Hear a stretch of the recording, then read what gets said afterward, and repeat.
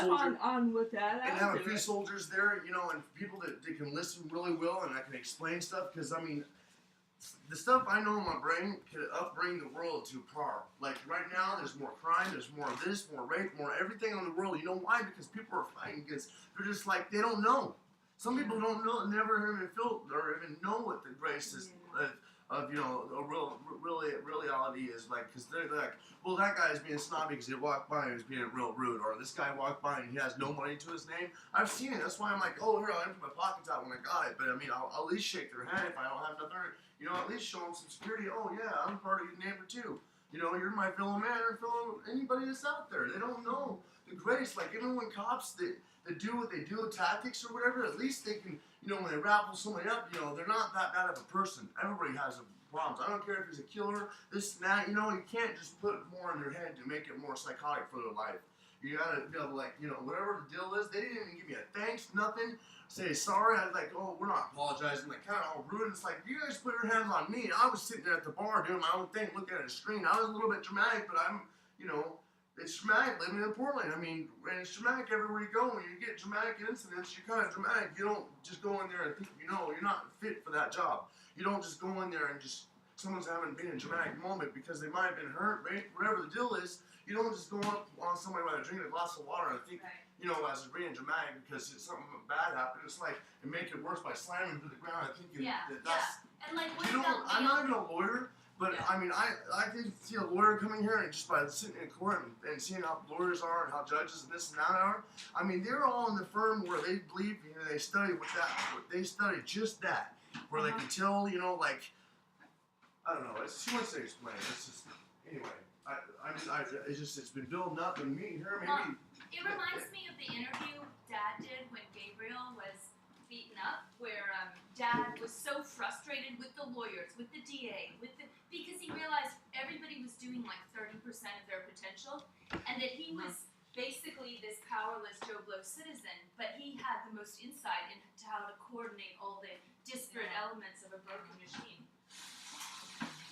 It was really neat to hear that with Dad, because I see that Benjamin, essentially as a witness to a crime against his person, in another jurisdiction, was prevented from going back to that jurisdiction to help continue that investigation due to the fact that he's been a victim of another separate crime here in Portland for which he is being detained in our jurisdiction. And his good-heartedness at trying to investigate and correct those ills, which caused the brain injury up there, is just further compounded by the fact that he had just had the staples taken out of his head when the cops take him down again. And here he is suffering injury after injury after injury. That's why you need to wear a bracelet.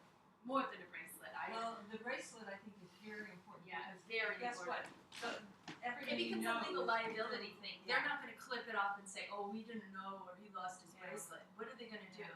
I just think you should wear. Yeah, we need to get that like pronto. Well, I'm just saying, I want to get a firm out there, and I would love for her to help me run this firm, but it's like, I don't have the money to put it up and do it. But I Well, mean, you might if you there needs to be a win firm out there. if you win this lawsuit, you might. Win what? So it sounds to me like you can sue the Portland police. For what? Right. They'll just look at me and smile and say, No, oh, people make big they make big money in these lawsuits. They're gonna look at me like I'm just a little small town they're disabled, and they're gonna laugh at me. They do that all the time. They're just pushing through court. They got. Benjamin, stay positive. Oh. Yeah. Stay positive. Just Like we're gonna work on it. We're going to work on it. There are many ways to win a case, and money isn't the only way to win.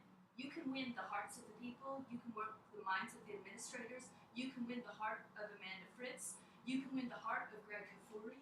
You could win the heart of the Department of Justice Federal. If you're doing federal work undercover, that's how I'm looking at it. Is you are doing an undercover operation, exposing the most brutal, gnarly elements of the Portland police. You're advantaged by being a white male. You haven't been killed. So here you are to tell the experience. And that is about the Department of Justice crackdown on Portland police brutality, which was the woman who started that, she just emailed me. She's curious about this case, and she's going to help us. But she essentially is responsible for the fact that the U.S. Attorney Amanda Marshall has promoted this memo to crack down on the Portland police, and the police are just kicking and squirming because they don't want anyone to control them, including the federal government. get a lot of our money in Portland, the federal government. So this is really a question of federalism. And your work as a victim, like no amount of money could ever repair you for the pain and suffering and psychological and physical consequences and potentially lethal risks. No amount of money. But at least you can sleep at night knowing you're doing the right thing by continuing to pursue it. Give my brother's address because she needs to Yeah. look at too. I want to write down his address. Yeah, we've got it. I gotta get my mail there, and I got. Yeah. And there's another proof of information in that mail too. I can't think of what it is, but it's. Do you want to go together? We Wanna can go call them together? tonight. Yeah, let's Okay. go. Let's go. I got enough evidence to nail him to